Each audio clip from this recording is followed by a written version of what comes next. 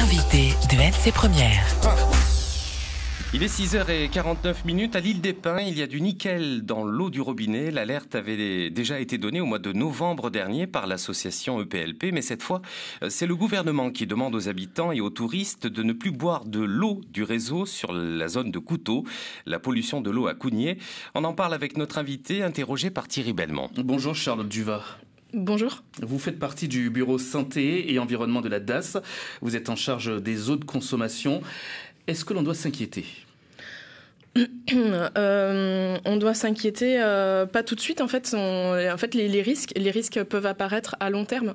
Après d'avoir consommé régulièrement sur plusieurs années de l'eau chargée en nickel. Et donc, étant donné les mesures que vont prendre la mairie, en fait, il n'y a pas à s'inquiéter tout de suite. Ça veut dire que le problème ne date pas d'assez longtemps pour pouvoir s'inquiéter ? C'est ça. On a eu le signalement de dépassement de nickel depuis mai 2016. Et selon les analyses d'eau qui avaient été réalisées par un hôtelier de la zone de Couteau, les dépassements n'avaient pas été observés avant mars de l'année dernière. La concentration en nickel dans l'eau du robinet est largement dépassée. Quelles sont les mesures ? On a quoi comme données ? Au niveau des quantités de nickel dans l'eau. Alors au niveau du robinet, on est à peu près à 100 microgrammes par litre, tout en se rappelant que la limite à ne pas dépasser, c'est 70 microgrammes par litre. Donc on est au-dessus de la limite de qualité que donne l'OMS. 70, on est à 100, la limite à ne pas dépasser 70. On peut dire que c'est une forte concentration en nickel ? C'est une forte concentration en nickel, comme on l'a dit lors de la réunion publique à l'île des Pins la semaine dernière. C'est une première, en fait, on n'a jamais vu ça encore en Nouvelle-Calédonie. Ça concerne quel secteur ? Là, actuellement, les fortes concentrations en eau sont uniquement sur la zone de Couteau. Comment l'expliquer, cette concentration en nickel aujourd'hui à l'île des Pins ? Alors, on n'a pas réussi à l'expliquer complètement. On a des pistes d'explication.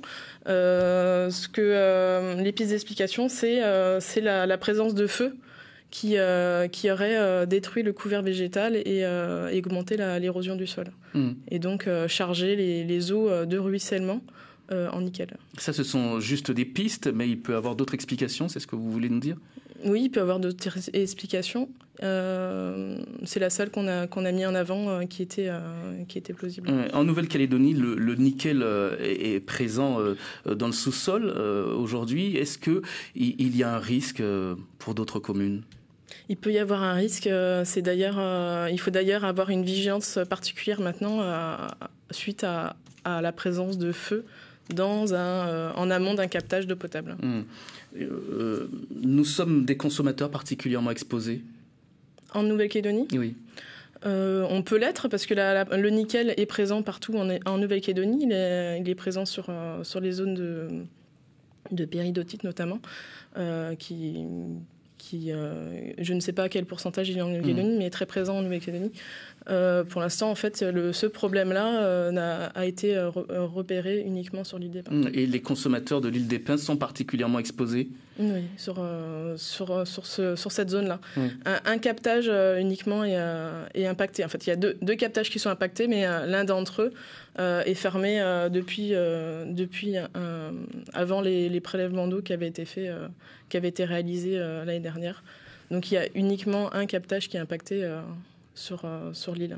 Il faut être particulièrement vigilant sur le réseau de distribution. Ceux qui sont en charge de ce réseau doivent être particulièrement vigilants. Au niveau de l'entretien, en fait, c'est vraiment le problème. Il est vraiment au niveau de la ressource. C'est vraiment l'eau qui est captée. Donc la vigilance, elle est plutôt pour la population à éviter d'autres départs de feu.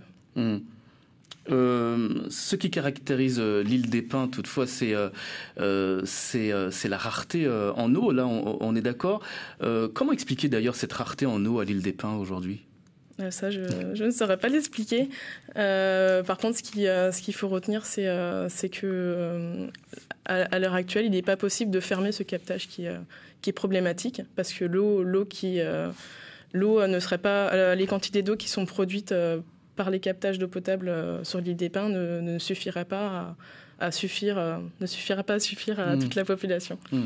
Les analyses aujourd'hui, elles ne sont pas obligatoires de la part de certaines autorités. On pense à la mairie, par exemple.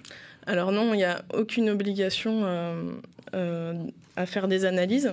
Par contre, c'est bien à la mairie en fait de les réaliser pour s'assurer en fait de sa qualité, parce qu'elle se doit de desservir une eau de qualité à sa population. Dans ces cas-là, la DAS doit se rapprocher de la mairie pour un rappel à l'ordre. Alors comme je disais, en fait, il y a aucune obligation en fait, donc on n'a pas de rappel à l'ordre à faire. Par contre, dans ce cas-là notamment, et même dans d'autres cas, en fait, il est fortement recommandé de faire des analyses. D'ailleurs, la mairie va réaliser des analyses mensuellement en fait suite à ce problème. Alors aujourd'hui, qu'est-ce qu'il faut faire pour pallier à ce problème de concentration de nickel dans l'eau du robinet à l'île des Pins? Quel est le plan d'action qui est mis en place? Alors le plan d'action, il y a un plan d'action en trois phases, je dirais. Les actions à court terme, c'est des actions qui ont déjà commencé. Donc la première action a été d'isoler, que la mairie isole la zone de Cuteau pour que en fait l'eau qui est impactée par le nickel soit uniquement sur cette zone-là et pas retrouvée ailleurs dans l'île. Parce qu'en fait, vu que tous les réseaux sont connectés, c'était quelque chose qui était possible. Deuxièmement, vous l'avez dit tout à l'heure, la deuxième mesure, c'est d'installer des cuves à destination des personnes qui vivent sur Cuteau pour utiliser l'eau pour la boisson et pour la préparation du repas. Et ensuite, toujours dans des mesures à court terme, réaliser des prélèvements d'eau, notamment pour mesurer le nickel. Et après, d'autres mesures telles que installer une nouvelle pompe sur un captage pour que ce captage puisse puisse compléter l'alimentation en fait, de la zone de Cuteau et sensibiliser les gens au feu et au gaspillage. Une douzaine de cuves seront installées prochainement à l'île des Pins. Ce sera suffisant pour alimenter en eau toute la zone? Oui, ces 12 cuves, ça a été vu par une autre direction du gouvernement, qui est la DCGR, qui a vu en partenariat avec la mairie les emplacements les plus judicieux et a calculé en fait la quantité d'eau en fait qui était nécessaire pour du coup uniquement la boisson et la préparation des repas. Donc ça sera suffisant. Oui, pourquoi alors on demande aux hôteliers par exemple, à ceux qu'ils peuvent, d'installer par eux-mêmes des cuves aujourd'hui? Ça c'est alors ces cuves-là, c'est des recommandations du gouvernement en fait de les installer. Après les décisions de la mairie, ça ne reviennent qu'à elle. Comment je dirais, c'est des décisions qui reviennent à la mairie, vous l'avez dit. Il faut aujourd'hui revégétaliser, c'est une étape importante pour pouvoir lutter contre ce problème de nickel dans l'eau du robinet à l'île des Pins. Oui, mais malheureusement c'est une action qui est à long terme, parce qu'on peut pas, on imagine bien qu'on peut pas faire pousser des arbres plus vite qu'ils ne pourraient pousser. Du coup c'est vraiment une action qui va mettre plusieurs années à aboutir.